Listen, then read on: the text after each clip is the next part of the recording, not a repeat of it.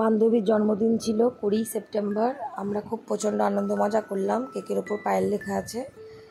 বান্ধবীর নাম হচ্ছে পায়েল। যাই হোক, বান্ধবীর শ্বশুর, বান্ধবীর হাজব্যান্ড, আমার হাজব্যান্ড আর আমি চারজনে মিলে আমরা প্রচণ্ড মজা করলাম। চলো কেকটা কেটে নিই। ক্যামেরা ধরার লোক ছিল না, ওই কোনো রকম একটু ভিডিও করেছি তোমাদেরকে জাস্ট দেখানোর জন্য। বান্ধবীর শ্বশুর এই যে ক্যান্ডেলে হচ্ছে একটু ফায়ার দিয়ে দিল। এবারে কেক কাটা হচ্ছে। হ্যাপি বার্থডে টু ইউ রে, ও টু ইউ, হ্যাপি বার্থডে রে।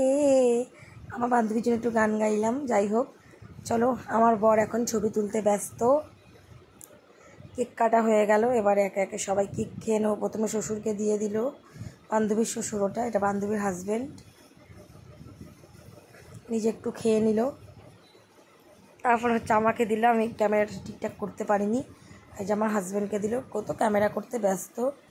যাই হোক, কেক খাওয়ার পর্ব শেষ। এবার হচ্ছে বান্ধবীকে কি গিফট দিলাম। এই যে দেখো, এই গিফটটা এটা হচ্ছে বানিয়েছি আমি তেজপাতা দিয়ে। তেজপাতা আর এই ছোটো ছোটো ফুলগুলো, এটা হচ্ছে আমি এলাচ দিয়ে বানিয়েছি। তেজপাতা আর এলাচ দিয়ে একটা মানে পাখি গাছের ডালে বসে আছে এরকম একটা বানিয়ে বান্ধবীকে দিলাম। ও তো দেখে প্রচণ্ড খুশি। যাই হোক, এবার চলে গেলাম খাওয়া দাওয়ার দিকে।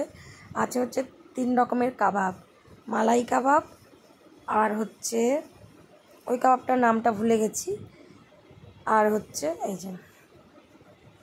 চলো আমরা ভালো করে একটু কাবাব খেয়ে আনন্দ করে নিই। দারুণ লাগে চাটনি দিয়ে কাবাব খেতে, খুব মজা লাগে। যাই হোক, কাবাব খাওয়া হয়ে গেল। তারপর হচ্ছে বিরিয়ানি খাওয়ার পালা। ছিল হচ্ছে মটন বিরিয়ানি। চলো বিরিয়ানিটা খেয়ে নিই ছটাছট।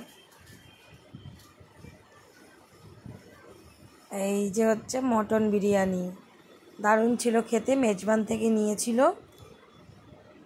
সঙ্গে ছিল হচ্ছে স্প্রাইট আর ছিল হচ্ছে রসমালাই। খাওয়া দাওয়া হয়ে গেছে। ক্যামেরা করেছি কিন্তু অন করতে ভুলে গেছি। যাই হোক, এইটুকুই ভিডিও তোমাদের সঙ্গে শেয়ার করলাম। আমি জমিয়ে মটন বিরিয়ানি খেলাম, প্রচণ্ড আনন্দ মজা করলাম। আবার পুজোর সময় এরকম ব্লগ আসবে। ভিডিও ভালো লাগলে লাইক, কমেন্ট, শেয়ার, সাবস্ক্রাইব করবে। তোমরা সকলে আমাকে অনেক ভালোবাসা দিচ্ছ, অনেক লাইক কমেন্ট করছো, অনেক ভালোবাসা দিচ্ছ। আমি প্রচণ্ড খুশি। ধন্যবাদ সবাইকে।